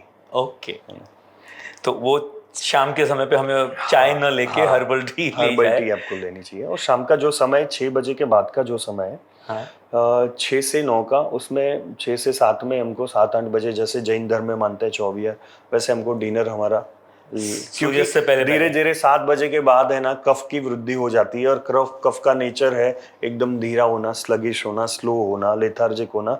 तो हमारे डाइजेस्टिव सिस्टम को भी वो एकदम लेथार्जिक बना देता है, और इसके लिए वो अच्छा नहीं डाइजेशन के लिए। इसीलिए शाम का खाना हमें एकदम लाइट लेना चाहिए। और फिर 10 के बाद में वापस 10 के बाद हमको सो ही जाना चाहिए, 10 बजे। हमारे पर आज के सोते जमाने में नींद कहाँ नहीं है। नहीं, इसीलिए तो वो फॉलो करना है, क्योंकि आयुर्वेद और योग ये डिसिप्लिन से बना है। अगर आपने डिसिप्लिन फॉलो नहीं किया तो आपको कोई फायदा होने ही नहीं वाला है। अगर समझो इस समय मुझे अचानक से एंग्जाइटी आ जाती है और बहुत ज़्यादा एंग्जाइटी हो रही है, बहुत ज़्यादा घबराहट हो रही है, एक कोई ऐसा हैक कि उससे तुरंत ही मतलब ये लो और it can help you out lot. Simply anxiety होती है तो आयुर्वेद के पास ऐसे आप सिंपली आप सौंठ या चंदन, हाँ, ये दोनों में से कोई भी आपको मिल जाए, उसका लेप आप लगा सकते हैं। एंग्जाइटी जब आपको या हो रही सूंघ है, ले तो भी। या आपको सूंघ भी सकते हैं उसको। Okay. ठीक है, पर सूंघना थोड़ा वो डिफिकल्ट होता है क्योंकि वो थोड़े शार्प रहते हैं। हाँ तो उससे बेहतर है आप लंबी गहरी सांस लो, जैसे कूल डाउन खुद को करो। या तो बाहर आप चले जाओ, अगर प्राणायाम इज कमरे वन में गुड है। Option. Pranayama is a very good option for the anxiety, क्योंकि तो ब्रीथ से माइंड का सीधा कनेक्शन है। जितना आपका माइंड डिस्टर्ब रहा उतना आपका ब्रीथ डिस्टर्ब रहेगा, और जितना आपका ब्रीथ अच्छा रहा उतना माइंड आपका अच्छा रहेगा। बहुत सारी आपने बातें बता दी है, कुछ ऐसी हैक्स की जिससे घर पे इलाज करे और एक डिसिप्लिन में आया जाए, तो ऐसी 3 चीज़ें क्या करनी चाहिए जिससे ये तो मस्ट है कि आपको करना ही चाहिए। ऐसे नॉर्मली पहले तो डिसिप्लिन, जैसा मैंने बोला, हाँ कि आपको अच्छे से आपका जो टाइमिंग है खाने का, सोने का, वो आपको पहले फिक्स करना चाहिए। अगर सिंपल ये चीज भी कर दी ना तो आप बहुत से क्रॉनिक डिजीज से आप बच सकते हैं। वो एक हो गया। दूसरा, आपको नित्य, जैसे मैंने बोला, नस से आपको करना चाहिए। हाँ नाक में आप मेडिकेटेड ऑयल और घी आपकी प्रकृति के हिसाब से आपको अप्लाई करना है। अगर वो भी नहीं कर सकते तो आप फिंगर्स पे घी लगा के, प्रतिमर्श नस्य बोलते हैं, वो आपको नाक में अप्लाई कर दो। वो एक आप कर सकते हैं। दूसरा, डेली रूटीन में आता है अभ्यंग। आप मालिश करो अपने शरीर की। मालिश जितना अच्छे से होता है अभ्यंग, उतना ही आपका इम्यूनिटी से लेके, आपकी स्किन से लेके, आपका एंड्योरेंस से लेके, सब चीज़ में आपको फायदा रहता है। क्या बात है। अगर मैं टूरिंग में जाता हूँ, जो ज़्यादातर लेडीज़ घर से कुछ ना कुछ ले जाती हैं, तो एक महिला के बैग में या इवन जेंट्स के बैग में टूरिंग के टाइम में ऐसी क्या 3 चीज़ें होनी चाहिए, चाहे वो किचन से हो या आयुर्वेद से हो, जो एनी टाइम रखे ताकि किसी भी बीमारी से या किसी भी किस्म की मेंटल हेल्थ से भी हमें तुरंत राहत मिले। ऐसा एज सच तो कोई पर्टिकुलर नहीं होता है कि आप खाने के लिए कुछ रखना है तो आप रख सकते हैं, जैसे फ्रूट्स वगैरह है, हाँ जैसे आयुर्वेदिक कोई हर्ब्स है। अब ऐसे प्रकृति के हिसाब से आप, जैसे डिकॉक्शन, बहुत सारे हर्ब्स जैसे पित्त प्रकृति वाले हैं तो फेनल वगैरह अपने पर्स में रख सकते हैं, उसका पानी पी सकते हैं थोड़ा डिस्कम्फर्ट फील हो रहा हो तब। कफ प्रकृति वाले हैं तो उसमें आप तुलसी के आप यूज़ कर सकते हैं, सौंठ का यूज़ कर सकते हैं। तो सौंठ एक ऐसी चीज़ है जो रखनी चाहिए एनी टाइम। सौंठ, आई कैन नॉट से परफेक्टली कि ये रखना ही चाहिए, बिकॉज आयुर्वेदा विविधता वाला है। एक ही चीज रखने से 10 चीजें ठीक नहीं होती है, और ऐसा भी है कि एक ही चीज से 10 चीजें ठीक हो सकती है। So it's a very complicated. Ayurveda is not much easy. मैंने पहले भी बोला कि आयुर्वेदा बहुत कॉम्प्लिकेटेड है, बहुत इजी नहीं है जैसा आप समझ रहे हो। पर आयुर्वेद के बेसिक आपके लिए क्लियर है तो आप उस सिचुएशन में उसको अच्छे से यूज कर सकते हो। आप ही बताइए कि जनरली लोगों के माइंड में आयुर्वेद को लेके क्या मिथ फैले हुए हैं आज जनरल आम आदमी में हिंदुस्तान के अंदर। देखिए, एक तो ये है कि आयुर्वेदा स्लो एक्टिंग है। दूसरा ये है कि आयुर्वेद की दवाइयाँ सब कड़वी रहती है। आयुर्वेद में काढ़ा ये सब लेना पड़ता है तभी ठीक होता है। तीसरा मिथ ये है कि आपको खाने पीना छोड़ देना पड़ता है आयुर्वेद करते हो। चौथा मिथ ये है कि आयुर्वेद की दवाइयाँ बहुत महंगी रहती है। तो ऐसे बहुत सारे मिथ है। पर जैसे एक एक मिथ को हम पकड़ने जाए तो आयुर्वेद की दवाइयाँ महंगी रहती है, पर उसका रीज़न है कि अच्छी आयुर्वेद की जो दवाइयाँ है उसको हम लाते हैं, जैसे या तो हम फार्म से लाते हैं या हम जंगल में जाके लाते हैं, उसको प्रोक्योर करना, उसको प्रिजर्व करना, फिर उसको उसके फॉर्मुलेशन में डाइवर्ट करना, तो ये टाइम कंज्यूमिंग है। मैन पावर भी इसमें ज़्यादा चाहिए, एफर्ट्स भी ज़्यादा चाहिए।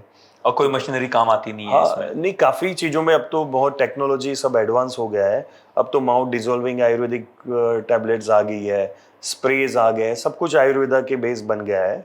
पर काफ़ी जगह पे आयुर्वेदा में लोग नॉर्मली प्रिजर्वेटिव वगैरह भी यूज़ करते हैं, जो आयुर्वेद के अगेंस्ट है, वो नहीं करने चाहिए। नीरव जी, बहुत बातें की है आयुर्वेद के बारे में और बहुत कुछ आपने ज्ञान दिया है और बहुत इंसाइट आया है कि आयुर्वेद एक अपने आप में ब्रह्मांड की तरह है। लेकिन उस ब्रह्मांड के अंदर में आपने जो स्टडी किया ना, उसमें से हमने भी आपके बारे में कुछ थोड़ा स्टडी किया है। इतना सब ज्ञान आपको है, इतनी सारी आपने एंग्जाइटी से लड़ते हैं, और आपको भी एक चिपकली से डर लगता है, ऐसा हमें पता चला है। एक्चुअली जो लिजर्ड रहती है वो थोड़ी क्रीपी रहती है, तो देखने में भी। और जब हम छोटे थे ना, तो नॉर्मली लिजर्ड ऐसे टॉयलेट्स में वगैरह ज़्यादा रहती थी, वो छोटे छोटे कोने में चली जाती थी। तो तब का डर अभी तक है आपके अंदर में? अभी भी होता है, काफ़ी बार कहीं पे जाते हैं और दिखते, तो एज सच ऐसा इतना डर नहीं लगता है, पर उसको देख के थोड़ा अभी भी मजा नहीं डरते आता है। हो? हाँ। तो ये हमारे को पता चला आपके कुछ खास सूत्रों से हमें कि आप भी डरते हो।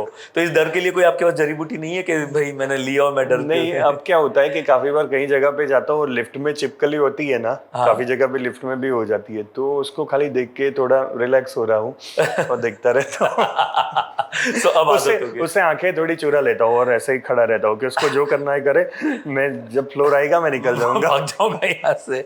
और एक आपके बारे में दोस्तों ने कहा है कि आप हमारे बाबा जी हैं, लोग आपको बाबा जी कह के बुलाते हैं। तो क्या आपको सही में बाबा जी बनना था इतना ज्ञान का भंडार लेके? एक्चुअली कॉलेज में मुझे बाबा जी लोग बोलते थे, यानी हाँ। बाबा बोलते थे, क्योंकि उस समय ऐसा था कि मैं बहुत सारी चीज़ें स्पिरिचुअली मैं पढ़ता था। हाँ। ठीक है, तो स्पिरिचुअली जब भी मैं पढ़ता था ना, हाँ। तो मुझे वो चीज़ थोड़ी अच्छी लगती थी, मुझे मज़ा आता था वो और वो बताने में मजा आती है। और बताने में तो कुछ नहीं, वो लोगों बताने में तो ठीक है, पर वो एक्शन में आ जाता था मेरी। हाँ। जैसे हमारी कॉलेज टाइम में हॉस्टल में उस टाइम टीवी लाते थे, हाँ। क्योंकि टीवी तो होते नहीं थे हॉस्टल में, तो बाहर से रेंट पे टीवी लाते और वीसीआर की कैसेट्स आती थी, बिल्कुल। सीडी आती, कैसेट आती, तो उसमें सब लोग मूवीज देखते थे। हाँ। तो मैं नॉर्मल मूवी देखता था, पर उस टाइम है ना, लोग वो पॉर्न मूवी भी देखते थे कॉलेज में आते। खैर वो तो जवानी के दिन है तो होंगे ही। तो वो पॉर्न मूवी लेके आते थे, हाँ। देखते थे। तो होता क्या था कि उस टाइम जो मेरा रूम पार्टनर था ना, हाँ। उसको सबको बोला कि मेरे रूम में ही टीवी रखता था और मेरे रूम में ही सब कुछ वो मैनेज करता था। हाँ। तो उस टाइम मैं मूवी नहीं देखता था, क्योंकि चले मैंने जाते थे उससे बाहर? नहीं, मैं बाहर तो जा नहीं सकता। अब रात को 10 बजे वो क्या है, 12 बजे के बाद शुरू करते थे, क्योंकि 8-9 बजे तो कर नहीं सकते, तो 12 बजे के बाद शुरू करते थे। तो मेरा जो बेड था ना, वो इस तरफ रहता था, टीवी उस तरफ रहता था, तो मैं बेड में इस तरफ और मूवी सब कुछ चल रहा है, मैं नींद में सोया भी हूँ, काफी बार सो जाता था। तो इसीलिए लोग मुझे उस टाइम से बाबा बोलना, संत बाबा है ये हमारे। बाबा है, ये सब चीजें से दूर रहता है। और उसी बाबा बनने का शौक इतना आ गया कि आज आप वो सबको बाबा जी की बूटी बांधते फिर रहे हो। नहीं, शौक तो एज सच नहीं है, ऐसा है, पर मेरे जो टीन एज में जो मैंने पढ़ा लिखा है ना, जो चीज़ें मैंने वो की है, वो मुझे बहुत काम आई है मेरे लाइफ में। मेरे लाइफ में बहुत काम आई है वो चीज़ें। तो कभी मन नहीं हुआ कि कहीं सब छोड़ छाड़ के पहाड़ों पे चले जाऊं, शांति से वहीं पे अपने आप में मस्त हो जाऊं? वैसा करने के लिए मैं जाता हूँ, खुद के लिए भी जाता हूँ और लोगों के साथ भी जाता हूँ, रिट्रीट्स वगैरह भी प्लान करते हैं हम, अकेला भी जाता हूँ। और ये जब स्पिरिचुअल आप अच्छे से हो जाते हो ना, तो फिर ना आपको कोई चीज़ से मोह रहता है, ना पर्वत हो, पहाड़ हो, नेचर से भी मोह चला जाता है आपका। अच्छा। जहाँ पे हो वहाँ पे आपके लिए खुशी ही रहती है। पर हम तो ये सुने हैं कि आप सच में बाबा थे और इतने धुन में रहते थे कि आपने कितने ही भजन कंठस्थ कर लिए थे और भजन गाते रहते थे पूरे दिन। वो टाइम था कि जब नॉर्मली मेरे को भजन मैं गाता भी था, और अभी भी कभी कभी बाथरूम में गा लेता हूँ भजन वगैरह। और उस टाइम भजन मेरे को आते थे, वो मुझे, मैंने बोला ना, मुझे अच्छा लगता था वो चीज़ें करना, मुझे उसमें मज़ा आती थी। और जब चीज़ जिसमें मज़ा आता है ना, और वो मज़ा मुझे आज मेरे जीवन तक काम आता है। आज मैं कोई भी कठिन परिस्थिति में भी हूँ ना, तो मैं बाहर निकल जाता हूँ, या कुछ भी ऐसे खराब चल रहा है तो भी मैं उसमें से अच्छे से बाहर निकल लेता हूँ। एक कठिन परिस्थिति ऐसी थी कि आपने अपने जीवन की मैक्सिमम कमाई, आपने भी सोचा कि मैं बड़ा आदमी बन जाऊं, तो कहीं पैसा इन्वेस्ट किया और वो खत्म हो गया था शेयर मार्केट में किसी के हाथ में से कुछ। वो एक्चुअली मैं नया नया 2020 में कोविड के बाद थोड़ा बहुत ट्रेडिंग सीखा था ऑनलाइन होके देखते हुए। तो जब मैंने सीखा और अच्छा गेन भी किया था, हाँ अब गेन किया था तो उस टाइम फिर बाद में अच्छा मैंने बहुत सारे अमाउंट्स उसमें बनाए भी। हाँ तो जो मुझे नुकसान था, हाँ वो मुझे खुद का नुकसान कुछ इतना ज़्यादा नहीं था, थोड़ा बहुत था भी उसमें, मेरे पैसे भी थे, पर जो कमाई हुई जो एसेट थी उसमें से गया था। हाँ और वो मैंने 2-3 बार इंट्राडे ट्रेडिंग किया था। हाँ। और इंट्राडे ट्रेडिंग में मैंने दिन का 3-3 करोड़ का टर्नओवर किया था। अरे बाप रे।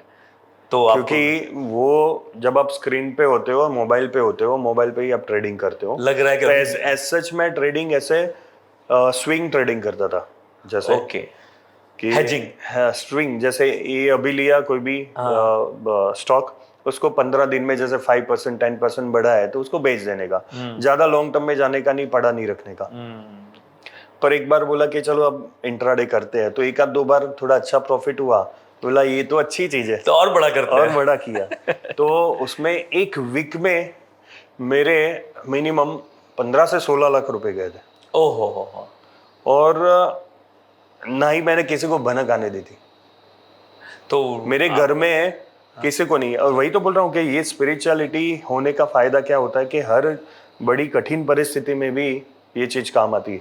एक बार तो ऐसा था, 10-12 साल पहले मैं कहीं पे जॉब कर रहा था, और जॉब छोड़ के भी नेक्स्ट डे क्या करना है मुझे पता नहीं था कि मैं क्या करूंगा, क्योंकि मैं सैलराइड था उस टाइम। हाँ तो मेरी सैलरी आती थी, घर भर वहां से चलता था। हाँ पर नेक्स्ट डे मैं छोड़ के आया, और फिर भी मैं सर्वाइव किया। तो मुझे ये सब स्पिरिचुअलिटी से, जो मैंने बोला ना, इसके कारण मुझे बहुत फायदा हुआ है। तो उस रात को मैं पूरी रात नहीं सोया, बट मैंने मेरी वाइफ को पता नहीं चलने दिया। वो पता कब चला, 1 साल बाद, जब वो बाहर जैसे मेरे सीए के पास गया, तो बोला कि इतना लॉस हुआ। वो वाया वाया पता चला, ना मेरे पापा को, ना मेरी मम्मी को, किसी को भी पता नहीं चला। और नेक्स्ट डे 2-3 दिन मेरा मूड थोड़ा ऐसा रहा कि इतना 16 लाख वो हो गया है, उससे बेहतर मैं 2-4 कंट्री घूम लेता, इसमें 5 कंट्री घूम के आ आ जाता। ऐसे ही चला गया। तो अब आप एक चीज पर उसके बाद मेंटली मैं स्टेबल हो गया 2 ही दिन में, कुछ किसी को पता भी नहीं चला। कहने का मतलब ये कि उसके बाद से मैंने वो ट्रेडिंग छोड़ दिया। हाँ ना मैं अब स्विंग ट्रेडिंग करता हूँ, ना अब मैं ये अपना इंट्राडे करता हूँ। अब जो भी है वो मैंने दे दिया है किसी को, वो करता रहता है, मेरे को कोई लेना देना। क्योंकि उससे क्या है कि आपका मेंटल फोकस खराब होता है। जब मुझे रियलाइज हुआ, जब चीज़ों को छोड़ दिया, तो वहाँ पे स्पिरिचुअलिटी काम आती है कि जब आप कुछ गलत करते हो ना, फिर वापस सही रास्ते पे कैसे आ जाते हो, वो बहुत जरूरी है। कभी हनुमान जी बने हैं और संजीवनी बूटी किसी को ला के दी और किसी की जान बचाई हो, ऐसा कभी मौका मिला है? एक्चुअली हनुमान जी तो मैं स्कूल में ड्रामा में बना था एक बार। मैंने इसीलिए सवाल पूछा था। संजीवनी बूटी जैसे बहुत सारे पेशेंट्स मेरे 20-25 साल से जिसको माइग्रेन था, वो ठीक हुए हैं। एक बच्चा मेरे पास आया था, उसके पेरेंट्स गोद में लेके आए थे, हाँ चल नहीं पा रहा था। अभी जो जीबीएच का एक केस चल रहा है कि गुलनबर्ग सिंड्रोम करके, वो एक बीमारी है वायरल की। हाँ तो वैसा लेके आए थे बच्चे को, और उनको भी मेरे पे श्रद्धा थी जो लेके आए थे उन लोग को कि सर ठीक कर देंगे।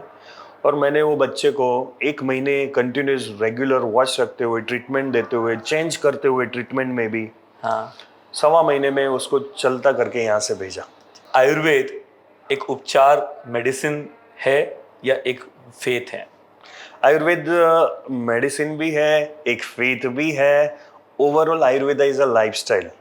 वो आपको कैसे जीना है, आपके जीवन का जो सार है वहां तक आपको आयुर्वेद ले जाता है। इसीलिए आपने उस श्लोक में बोला कि मोक्ष, मोक्ष कहाँ से आया आयुर्वेद, तो मोक्ष तक वो आयुर्वेद आपको ले जा सकता है। अगर आयुर्वेद के जो भी मूल्य आपने समझे हैं, आप आयुर्वेद को आपके जीवन में उतारे हैं, तो आपको 100% वो मोक्ष की ओर भी ले जा सकता है। बहुत मज़ा आया आपके साथ से, और बहुत कुछ जानने को मिला, बहुत कुछ समझने को मिला, और मुझे लगता है कि अभी बहुत कुछ जानना बाकी है। तो शायद हम और रिसर्च करेंगे और आपके पास वापस आएंगे। Thanks a lot. चलेंगे।